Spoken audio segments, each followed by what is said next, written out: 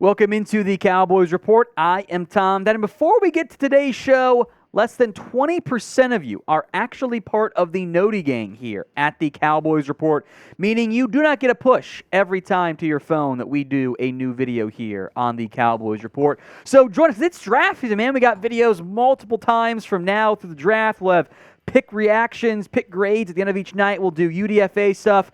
Don't miss out.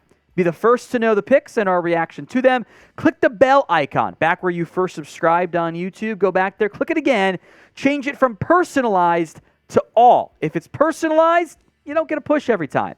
Also helps me feed my family. So help out me, baby Olivia, and us here at Chat Sports.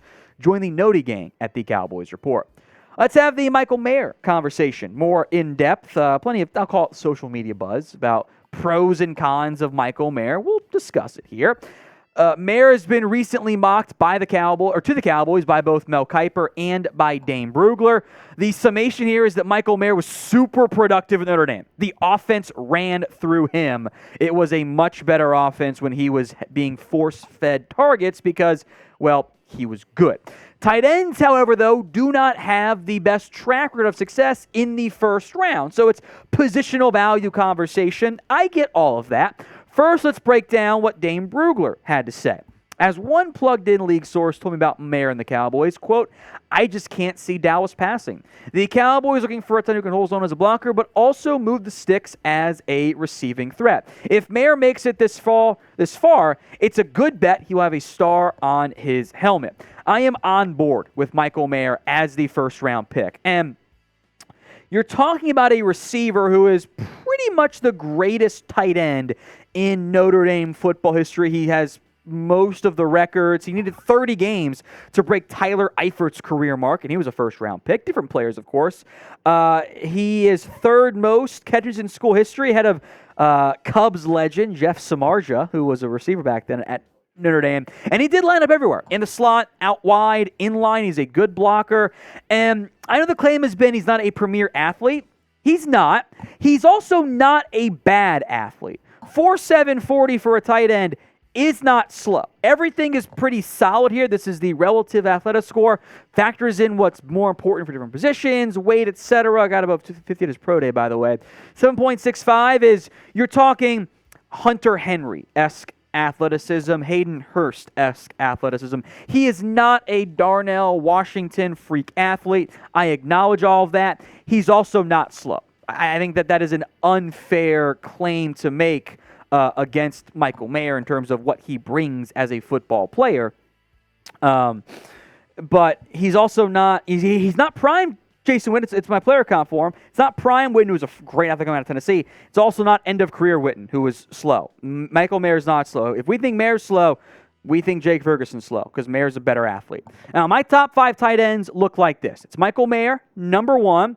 I'm going to risk it all for Darnell Washington, tight end 2, then Dalton Kincaid because back injuries scare me. I've actually got Sam Laporta ahead of Luke Musgrave. I am different on that front. Musgrave scares me because he's you talk about freak athlete. That's Musgrave, but coming off an ACL and drops and blocking issues. And Michael Mayer actually is not a Darnell-level blocker, but he's a good one. So grade the possible pick of Michael Mayer. More from me on this one here momentarily. A, B, C, D, or F. Go vote at the pinned comment of today's video. I am on board with Michael Mayer. I have a first-round grade on him. I'm going to stack my board later tonight/Monday morning. He'll be top 15, if not top 10. I understand the concerns of the value of a tight end, but I think this is overthinking a really good football player. You don't find tight ends who are good blockers and crazy productive in the past. Like that you don't find those guys at a college. I think Michael Mayer is an awesome football player. He's not the same level as Kyle Pitts, obviously, but at pick 26, yeah, I would be on board with that one. In general, I don't have a great feel for what Dallas will do. I'll give them credit. They've hidden their intentions better than in previous years. I think guys like Michael Mayer, Steve Avila, Darnell Washington. I think Will McDonald should have some more conversations on him as a potential first-round pick. But if Mayer is there, I'm on board with that pick. Now, today's Cowboys Report is sponsored by ZBiotics. Let's face it, if you hit me with a bunch of super chats, I don't bounce back well the next day. That is until I found ZBiotics. ZBiotics Pre-Alcohol Probiotic is the world's first genetically engineered probiotic. It was invented by PhD scientists to tackle rough mornings after drinking. Here's how it works. When you drink, alcohol gets made into a toxic byproduct in the gut. And it's this byproduct, not dehydration, that's to blame for your rough next day. ZBiotics makes an enzyme to break this byproduct down. It's designed to work like your liver, but in your gut, where you need it the most. So drink ZBiotics before alcohol, drink responsibly, and get a good night's sleep to feel your best tomorrow. Give ZBiotics a try for yourself.